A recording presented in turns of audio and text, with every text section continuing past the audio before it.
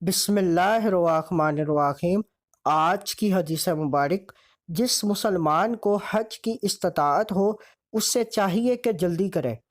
مسند احمد حدیث نمبر 1833، سنن ابن ماجہ حدیث نمبر 2883۔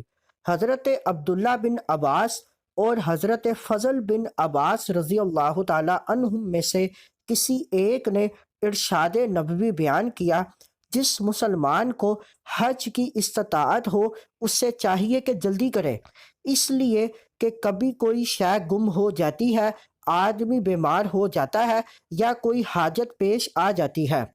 اس حدیث مبارک میں تعلیم دی گئی کہ جب حج کی استطاعت ہو تو فرض کی ادائیگی میں تاخیر نہیں کرنی چاہیے، اس لیے کہ کبھی کوئی ایسی رکاوٹ پیش آتی ہے کہ آدمی حج نہیں کر سکتا۔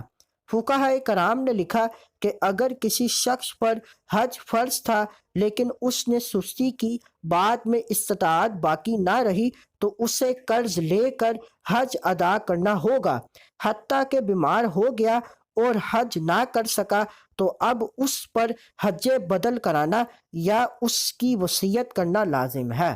اس حدیث مبارک کو اپنے دوستوں کے ساتھ لازمی شیئر کریں۔ مزید معلومات کے لیے ہمارے چینل کو لائک اینڈ سبسکرائب کریں۔